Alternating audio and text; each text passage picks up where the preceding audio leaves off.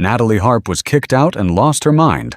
I think we now know, given new reporting from CNN, why the Secret Service for Donald Trump are terrified of Natalieharp, why they think that she is a possible threat, and why I want to talk about the conspiracies that I have of her being maybe an intelligence agent for the Russians or the Israelis. The Natalieharp saga is just so batshit crazy and is only getting batshit crazier with this new reporting. Natalie kicked out, Natalie losing her mind, and so much more as it relates to Donald Trump and his dementia. We are going to talk about it all, and if you want to support our coverage of this story, please do make sure you are subscribed to our channel and then you're sharing it with your friends, because we need more people talking about Natalieharp. We are going to get into this breaking story of the kick-out and the freak-out. It is truly wild, but it can only be understood in the context of how close she has tried to stay to Donald Trump. It is the reason she lost her mind after getting kicked out. We're going to get into it all, but we got to start with these details. Trump's companion's extreme efforts to remain by his side revealed the 80-year-old president's 35-year-old assistant is determined to stay near him around the clock, even at night, according to his biographer. White House aide Natalieharp is going to extraordinary lengths to stay glued to Donald Trump, even keeping close to him through the night. According to his biographer Harp, the president's 35-year-old executive assistant has become a near-constant presence at Trump's side, lurking in the back during Oval Office meetings, carrying a portable printer to print out news stories she thinks he might like, and posting from his social media accounts late into the night. Harp's relationship with the 80-year-old president has unsettled his inner circle after she left a string of love letters for Trump in his personal spaces, with one reportedly reading, "You are all that matters to me." A disturbed Susie Wilds asked herself, "Where am I?" According to Regime Change, the book by New York Times reporters Maggie Haberman and Jonathan Swan. But efforts to keep the pair apart have repeatedly failed amid Harp's persistence. According to Trump biographer Michael Wolff, the author wrote in a new post on his Substack newsletter how that Harp was not given a room when Trump moved his campaign operation from Palm Beach to his golf club in Bedminster, New Jersey, in 2023. But she found a way to sleep nearby anyway, setting up a bed for herself in the maid's quarters. But the maid's quarters apparently failed to satisfy Harp's need for proximity, so she instead spent the summer camped out in the women's locker room, shaving precious distance between herself and Donald Trump. According to Michael Wolff, the author noted that while no one in the Trump camp suspects a sexual relationship, there was nonetheless a conviction that Harp is hopelessly in love with Donald Trump and determined to be his higher purpose bride. So it is incredibly obvious to anyone who reads those details or is listening to or watching this video that Natalieharp is obsessed with Donald Trump. Now, it is wild to me that anyone could be obsessed with Donald Trump. I actually want to take a second to just pivot away to a personal anecdote. We'll get back into Natalie in a second. I was back home in Florida the other month, and I was out at a restaurant sitting at the bar with my dad. I look over at a woman next to me playing Wordle on her phone, and in the top word, the first word she guessed with was Trump. And funny enough, none of the letters were correct in Wordle, which I think is a good commentary on Trump. But it just made me realize more than I ever have how crazy these cultists are. But really, a 34-year-old girl in that cult. I guess a woman, we should call her a woman, that's what she is. It kind of makes you beg the question. Is there an ulterior motive? Is she really just that crazy and drinking the Kool-Aid? Is she maybe working for someone trying to gather intelligence on Trump or sway him in one direction or another? We know Natalie can do that. I don't know. But if she's just this fucking crazy, she certainly needs help. And I know why the Secret Service are so scared of her. Because after she was kicked out, well, we just have to read the story.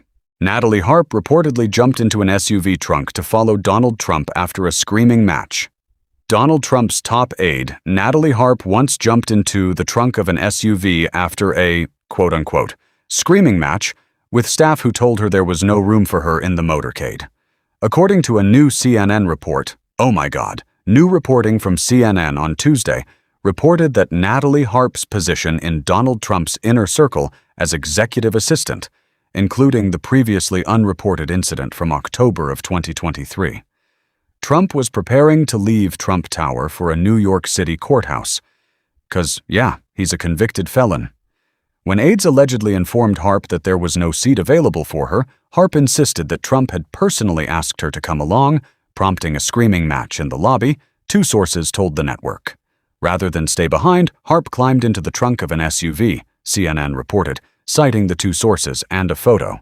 CNN reported that Harp's presence was at times annoying senior Trump aides, particularly when advisors have sought private meetings with the president only to find Harp in the room as well.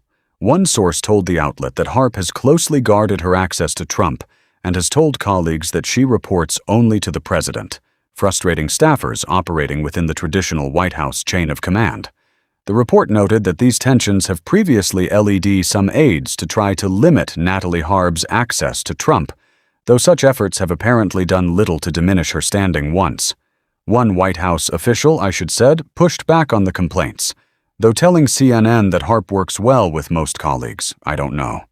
The report also detailed how Harris standing with Trump may have insulated her from blame following controversies after Donald Trump posted and later deleted a racist video depicting former presidents, a former President Barack Obama, and of course the First Lady, Michelle Obama, as apes. Earlier this year, allies and advisors privately suspected Harp was behind the post, according to CNN. But one source said they were hesitant to publicly blame Harp out of concern that doing so would only cause Trump to become more protective of her. Harp has made headlines this week, of course, after Senator Jon Ossoff called her out by name in a speech that has gone so viral. My takeaways are twofold, but probably threefold. The first is Natalieharp being kind of kicked out of the inner circle, only to jump into the car, means that she should be, institutionalized. This is wild. No one should love anyone this much. This is like obsession. I don't know if you've seen the movie, but, it's this level crazy. And for Donald Trump, that's wild. Here's something that we really need to talk about. Melania Trump was not appearing with Donald Trump in court, right? This is something that was widely talked about. Natalieharp was. Melania is no longer around. Natalieharp she's basically like his work wife. She's his nurse. She changes his poopy diapers. But also that. Also this idea that Natalieharp only works for the president. God, that's fucking weird, right? That's really weird. And that she has control over the phone. Very strange. Also something that needs to be looked into. She should be subpoenaed. That's not even a question. But I just gotta come back to the point of how weird this is, and her brother said the same.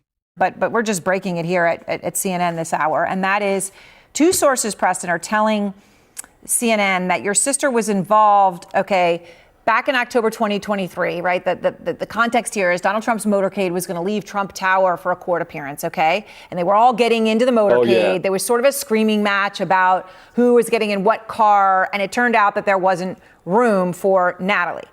So she insisted, she said no, Trump had personally asked her to come to this court appearance, so she needed to be in the car. Now, according to these sources, the end result is that your sister jumped into the trunk of one of the motorcade vehicles to go to the court appearance in Lower Manhattan. That's really funny. I didn't even know about that. I mean, what is your reaction to that? I mean, you're laughing, but is it funny or what? You know her, so that's why. I'm sorry. It's actually kind of sad. That's obsession. That's like an unhealthy obsession with someone if you're going to jump into the trunk of their car. So I mentioned Maggie Haberman and John. It is sad. This would be really sad. If she wasn't such a bad person, though, if you're telling me that Natalieharp is the person responsible, and I know it's ultimately Trump responsible. But if she's partially responsible for that disgusting and racist video depicting the Obamas as apes, why does she get any sympathy? I don't get it. MAG is trying to play, the woman card. They give a shit about women. They don't. We know this. And it's why I find it so repulsive. It's also so stupid, Scott Jennings right here. Just sounds dumb. Of female staffers ranging from intern all the way up to senior staff positions. What if I walked out here tonight and read a list of their names and said, here's such and such, here's her title, and boy, it sure is interesting that she hangs out with John Ossoff so much. I wonder why. Oh, she looks pretty nice. I wonder why he did that. What if I did that? You would be no, I would not. outraged at me. You know why? Because it's ridiculous. Ossoff would not respond the way that the president responded, nor the White House. They actually gave it more credibility, the way that they responded. So you're okay with this? No, I'm saying it was a statement of fact. But I'm saying my problem with you is that the outrage that you have on this particular issue versus an issue that really deserves the attention of the entire nation, which is the health and safety of our service members we have not that even are out raised at that war. Topic tonight. But I'm just telling you, I'm saying we have not raised that topic. You have a choice. You're pivoting you have a choice to be outraged, and you're selectively outraged. You're pivoting away from a clear, despicable attack. You're a female staffer who climbed to the highest levels of politics. If someone insinuated that you had only done that because of sexual relations with a politician, you would be outraged, and I'd be outraged. No, I would be outraged if the White House responded the way they did. That's what I would be outraged. By defending you? No, but by name calling, they didn't defend her. That wasn't a defense. Yes, they did. They didn't say, you know what, she's qualified. She's spent her time. She's gone to college. She's got degrees. They didn't say that. They started calling Ossoff names. So that's not how you defend women. He deserves That's not how you defend. You mean like the way that CNN defends it. the attacks against our female journalists who are simply in the place and doing their jobs and are routinely attacked as recently as yesterday? John Ossoff didn't insinuate anything. He said he likes Trump. That is to travel with Natalie. He does. He loves it. Scott Jenkins is insinuating. Michael Noel is insinuated. Megyn Kelly is insinuating that there is something more going on. We are not. They are. It is a massive self-report from MAGA because we know what's going on behind the scenes. All John Austin said was Natalie. He didn't even say Natalieharp. Who's to say he wasn't talking about another Natalie? He set a trap and they fell for it, which really speaks to John Ossoff's 2028 potential. I know he keeps saying, no, John, you know, you're gonna run. You just run. You know, you're gonna run. You're doing a great job. And it's also a little, look at how Democrats can actually drive the media and the news cycle if we want. So, please, other elected Democrats, do that.